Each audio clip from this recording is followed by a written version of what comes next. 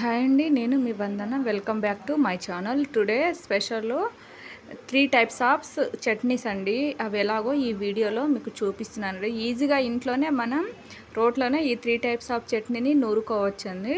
ముందు అయితే పల్లి కారం అండి. ఈ పల్లి కారానికి పల్లీలను అయితే వేయించాలి, బాగా వేయించాలి.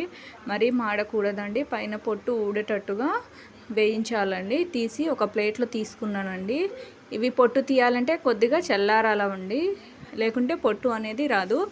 ఆ చల్లారేంత వరకు ఒక రోట్ తీసుకొని అందులోకి జీలకర్ర వేసానండి. జీలకర్ర కొంచెం దంచి వెల్లుల్లి వేసానండి. ఇవి వేసి కూడా బాగా దంచాలి, కచ్చపచ్చగా దంచాలి. అంతవరకు అయితే మనం పక్కన పెట్టుకున్న పల్లీలు అయితే చల్లగా అయినామండి. వాటితో పొట్టు తీసుకొని అట్నే ప్లేట్లోనే ఊదుకోవాలండి. అన్ని పొట్టులు అనేది అన్నీ పోతాయండి. దాన్ని మళ్ళీ తీసుకొచ్చి మనం రోట్లో అయితే వేసి నూరాలండి. ఇది కొంచెం దంచడం కొంచెం టైం పడుతుందండి. మెత్తగా దంచాలంటే నాకైతే ఒక 10 మినిట్స్ పట్టిందండి. అచ్చం మిక్సీలో దంచినట్టే వచ్చిందండి. మీరు కొంచెం టైం పడుతుంది, మీరు మెల్లమెల్లగా దంచాలి. చూడండి, కొంచెం కొంచెం వాటర్ యాడ్ చేసుకుంటా దంచాలండి.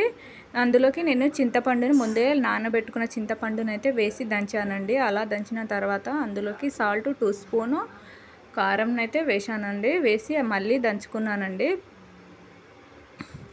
మళ్ళీ కొంచెం వాటర్ కావాలంటే కొంచెం వాటర్ యాడ్ చేసుకోవచ్చండి. వాటర్ యాడ్ చేసుకొని మళ్ళీ దంచండి. అలా దంచి ఒక బౌల్లో అయితే తీసుకోండి. నేను తీసుకున్న తర్వాత మళ్ళీ స్టవ్ ఆన్ చేసి పైన ప్యాన్ పెట్టేసి అందులోకి 2 స్పూన్ల ఆయిల్ వేయాలండి. ఆయిల్ వేసి ఆయిల్ వేడైన తర్వాత కొంచెం పసుపు వేయాలండి. పసుపు వేసిన తర్వాత కరివేపాకు, ఎండుమిర్చి వేసి వేగనీయాలండి. ఇలా మొత్తం వేగిన తర్వాత అందులోకి మనం దంచి పక్కన పెట్టుకున్న పల్లి కారాన్ని అయితే వేసుకొని ఫ్రై చేయాలండి. కొద్దిసేపు ఫ్రై అయిన తర్వాత స్టవ్ ఆఫ్ చేసి పక్కన వేసుకోవాలండి. ఈ పల్లి కారాన్ని అప్పటిదప్పుడు తినాలనుకుంటే ఉట్టిగానే తినొచ్చండి. ఒక 2 డేస్ ఉండాలంటే మనము ఫ్రై అయితే చేయాలండి.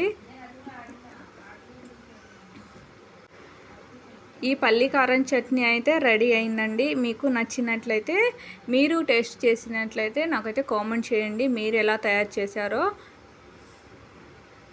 దీన్ని మనం ఇడ్లీ, దోశలకు కూడా తీసుకోవచ్చండి ఇదే చట్నీని.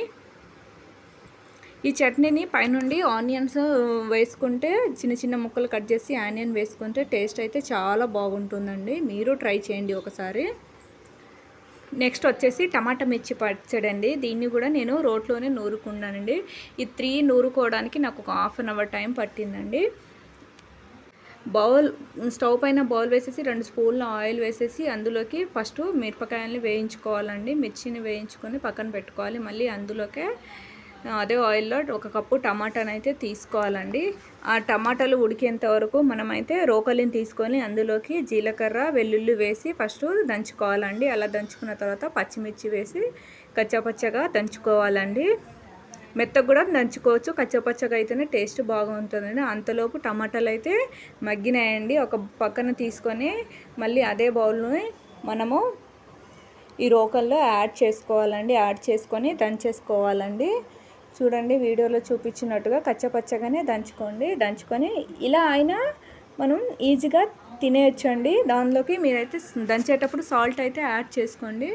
మళ్ళీ అదే పెనంలోకి ఆయిల్ వేసేసి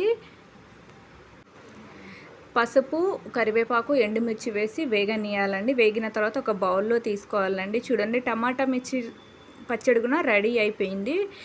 ఇప్పుడు వచ్చేసి వెరీ స్పెషల్ అండి. చిటికలో అయిపోతుందండి ఈ పచ్చడి అయితే. కట్ చేసుకున్న ఆనియన్స్ తీసుకొని అందులోకి సాల్ట్, కారం, ఆయిల్ వేసి బాగా కలుపుకోవాలండి. దీన్ని గొడ్డు కారం అంటారు. నువ్వు వస్తానంటే నేను వద్దంటాను ఆ మూవీలో హీరో తింటాడు చూడండి, అదే ఇది. కాకపోతే నేను బౌల్లో తీసుకున్న, ఆయన ప్లేట్లో తీసుకొని తింటాడు. టేస్ట్ అయితే సూపర్గా ఉందండి. మీరు ఒకసారి ట్రై చేయండి. ఈ పచ్చడిలో మీకు ఏ పచ్చడి నచ్చిందో కామెంట్ చేయండి.